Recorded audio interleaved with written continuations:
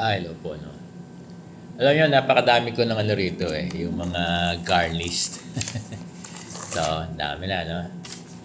Yan, ito to, dami talaga. Ano to? Iba-ibang ano. May mga nag-ano pa, oh. Dami, no? Tapos, ito pa, oh, ang dami. Yan, no? Dami, no? Mag-aantay pa ako till Friday. Then, next week, dun ko dadali ng Supreme Court.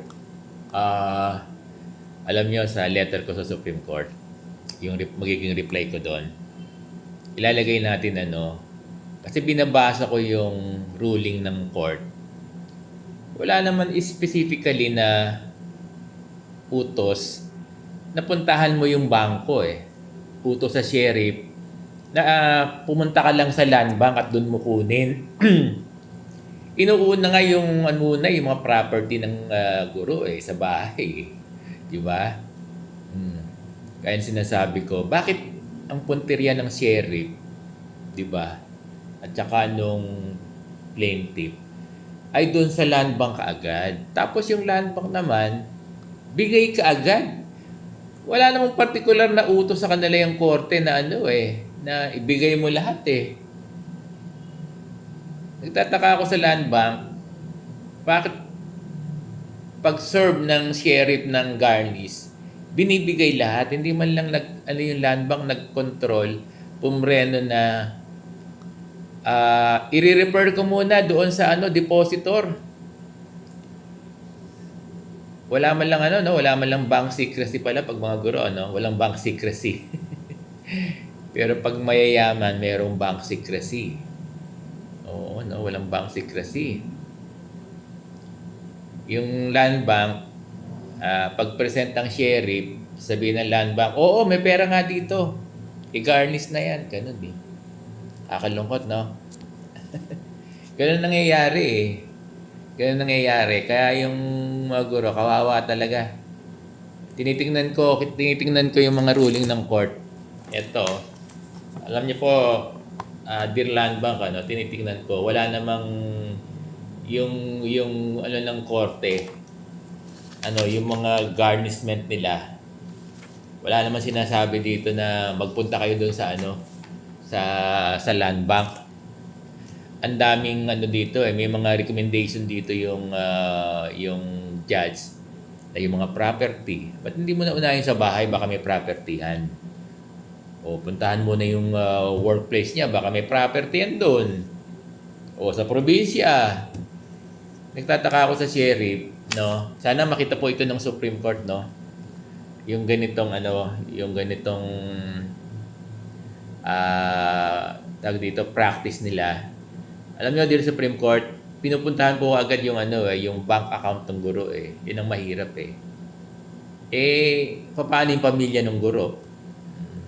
Sana po makita ng Supreme Court pag gagawa tayo ng sulat doon sa Supreme Court uli idadalhin natin itong mga sulat na ito dadalhin natin sa Supreme Court para makita ng Supreme Court na kawawa talaga yung mga guro. Ang ginagawa po ng sheriff, sa halip na magpunta muna doon sa mga bahay, sa workplace, sa probinsya, baka may pag-aari, pinupuntahan po talaga yung yung bangko. Tapos, yung bangko, ibinibigay lahat. Wala namang letter wala namang in particular yung korte. Hindi man lang sabihin ng land bank na may secrecy dito sa bank deposit ng mga guro. Wala nang bank secrecy sa mga deposit ng guro Ginagamit din ng mga guro yan, hindi lang naman salary Hinuhulugan din ng mga guro yan. Kasi ATM yan So, pagdating sa mga guro, walang bank secrecy. Pag sa mga mayayaman, meron. Kasi binibigay ka agad ng land bank yung pera ng guro Kaya lang naman sa sheriff, Dear Supreme Court, bakit po ang pinupuntahan kaagad ay yung land bank? Dapat ang land bank, kahit paano, may control, may secrecy. Dapat, bago buksan yung, yung account ng may court ruling muna nabuksan yung bank account niya. Di ba? Nanonood tayo sa Senado. Di ba? Hindi basta-basta dahil bank secrecy. Doon sa Congress, di ba? Hindi nabubuksan basta yung mga account.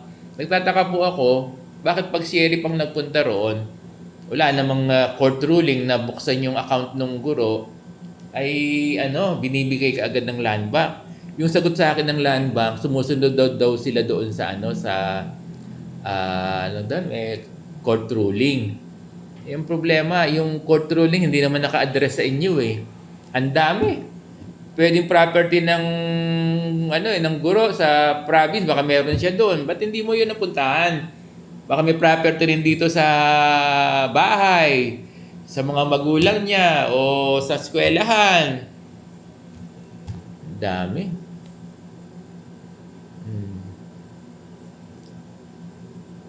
Sana po ganun, Sana makita to ng Supreme Court, O nakikiusap po kami sa Supreme Court na sana baka po pwede. Kawawa po yung mga guro. Daan-daang libo po ng mga guro ang apektado dito. Kawawa.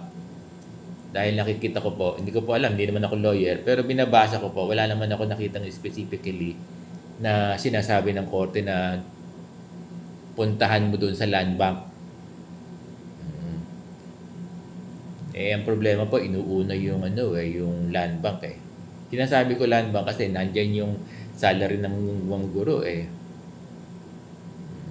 At talagang ginagarnish lahat ng land bank eh. Hindi man lang nagtitira yung yung mga manager ng land bank. Hindi ko alam kung bakit Hindi naman ako nag-iisip. Oo. So sana po ganito, sana magbigay ng ruling pag tayo. Susulat tayo sa Supreme Court. Ito yung papakita nating senaryo na ginagawa ng sheriff at saka ng land bank. So, ganun lang ang observation natin So nakikiusap po tayo sa Supreme Court na sana ma-lift yung mga garnish sa mga guro. Ma-lift.